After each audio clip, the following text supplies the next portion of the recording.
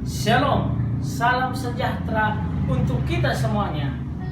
Dimanapun kita berada pada saat ini, kita pasti akan merasa diberkati oleh Tuhan, oleh kasih-Nya sepanjang waktu. Pada saat ini saya Forsi Tanggang, mahasiswa Kependidikan keempat dari Universitas Advent Indonesia, akan membagikan siraman rohani yang akan menguatkan kita dengan judul Belajarlah dari apa yang terjadi di dalam kehidupan ini. Saudaraku, baru-baru ini kita viral tentang virus corona. Virus yang sangat cepat sekali menyebar. Bersalaman pun orang takut, bahkan bersin saja bisa membuat orang tertular. Saudaraku kasih, pada bulan Oktober tahun lalu ketika ulang tahun Partai Tiongkok di Cina, Jinping mengatakan tidak bisa yang bisa mengalahkan Cina dengan kekuatan apapun. Benar, industri mereka yang sedang merajai, uang defisit mereka banyak, sedangkan sekarang pembangunan melonjak, semua bisa mereka beli. Benar apa yang dikatakan. Tetapi saudara tahu, itu adalah kesombongan. Ketika saya dan saudara mendapat suatu kedudukan yang tinggi, hati-hati atas apa yang akan terjadi depan nanti. Ketika kita sudah merasa hebat di atas, jangan kita merasa terlalu di awang-awang. Tidak kesalahan terbesar. Kalau kita membuka Alkitab kita dalam kitab Amsal 6 ayat yang ke-17, ayat 16 sampai ayat yang ke-19 dikatakan, 6 perkara ini yang dibenci Tuhan, bahkan 7 perkara yang menjadi kekejian baginya. Pertama, mata sombong, lidah dusta, tangan yang menumpahkan darah orang yang tidak bersalah, hati yang membuat rencana-rencana jahat, kaki yang segera menuju kejahatan, saksi dusta yang menimbulkan kebohongan, dan yang menimbulkan pertengkaran. Saudaraku, dari 7 ini di dalam Amsal 6 ayat 16 sampai 19, mungkin kita bisa melihat di Alkitab kita masing-masing. Di mana saya, di posisi mana saya pernah terjadi. Saudaraku, kita harus melihat kehidupan ini. Terkadang kita jatuh oleh karena keenakan posisi kita tidak merasakannya.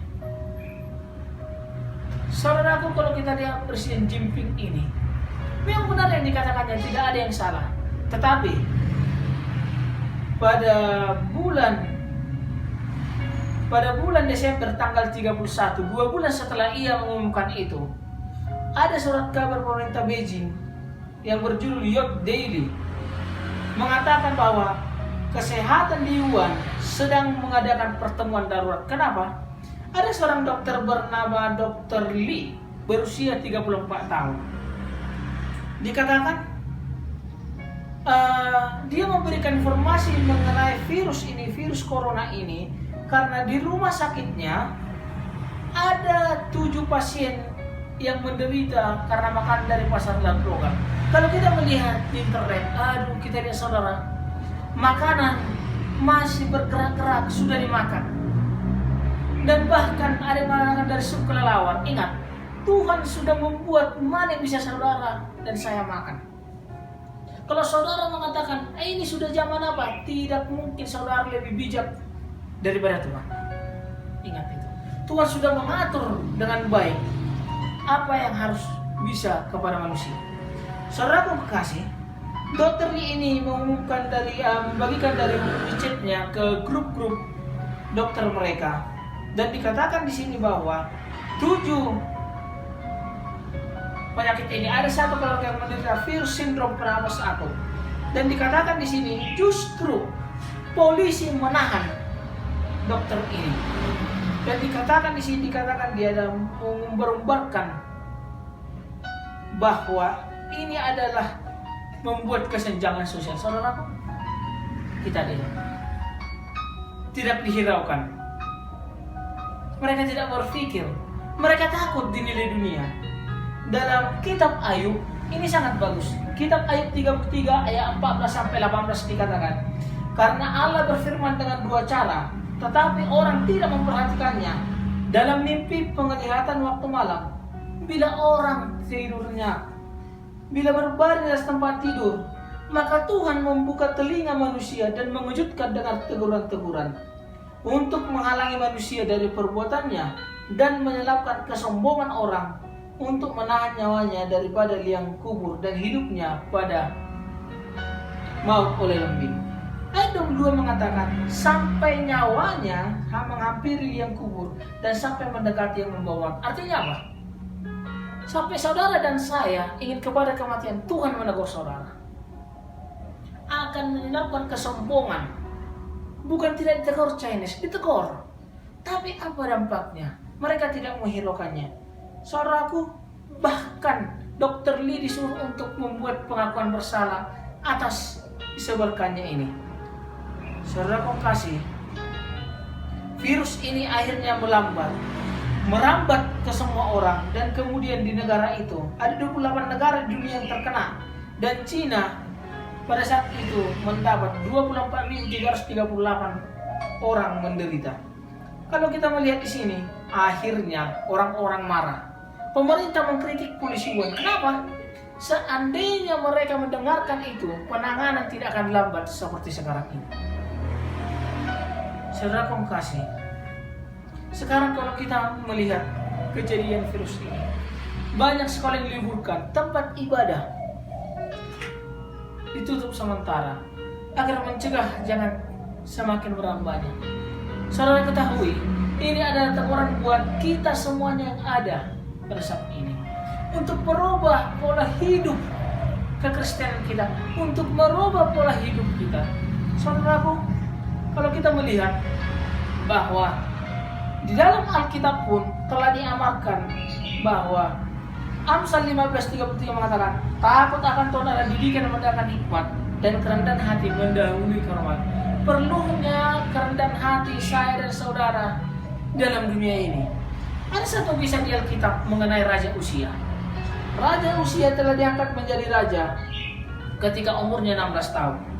Kesuksesan Raja Uzia, kalau kita melihat di dalam buku Tawarik, dikatakan ia sukses karena ia mengandalkan Tuhan dalam pekerjaannya. Saudaraku, bangga yang didapat Uzia banyak sekali. Kalau kita baca dalam Alkitab, banyak sekali. Dan ia menjadi raja termasyhur, kokoh, dan banyak pekerja, banyak kebun, banyak harta. Ada satu pepatah orang Jawa mengatakan, andigang, andigung, andiguno, yang artinya jaga kelakuan, jangan sombong, jaga kedudukan, jaga kekuatan dan latar belakang. Bahkan dari agama seberang kita mengatakan bahwa Allah tidak menyukai kesombongan. Yesaya 29:20 mengatakan, sebab orang yang gagah sombong akan berakhir dan orang pencongkak akan habis, dan semua orang yang berniat jahat akan dilenyapkan. Apa artinya? Tuhan mau saudara dan saya ini hidup dengan pola bersama dengan Yesus, bahwa Tuhan mau kita ini selamat saudara. Tuhan sudah membuat ketetapan untuk kita mana yang terbaik, untuk menjaga hidup kita mana yang terbaik. Jagalah hidup kita ini saudara. Kalau kita melihat, ingat, ketika orang ditegur mengenai makanan ini, itu mereka karena dimakan hidup ini begini.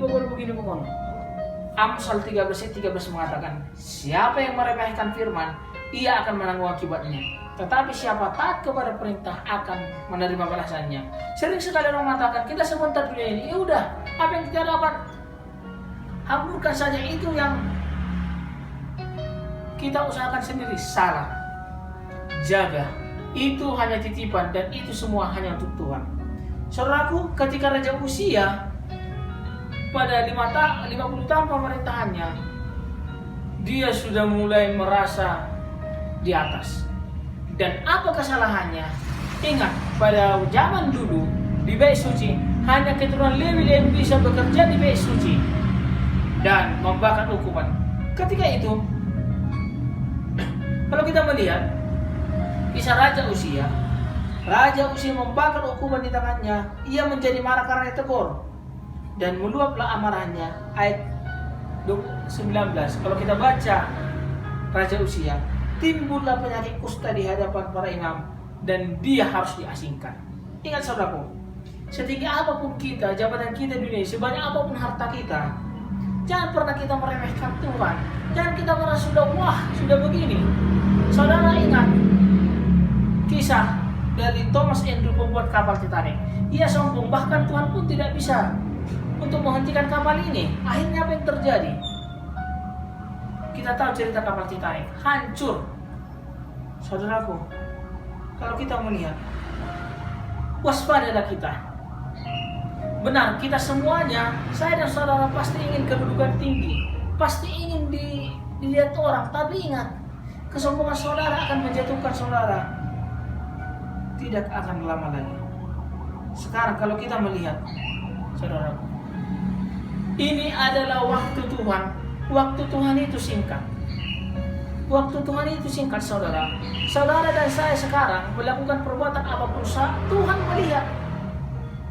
Tuhan mau kita selamat semuanya. Tuhan mau kita hidup dengan bahagia, hidup berketetapan di hadapannya. Saudaraku, ada yang bertanya, sampai kapan sih penderitaan di dunia ini? Ini masih 2 minggu saja. Sudah orang bosan, sudah bagaimana? Aduh, sudah panik.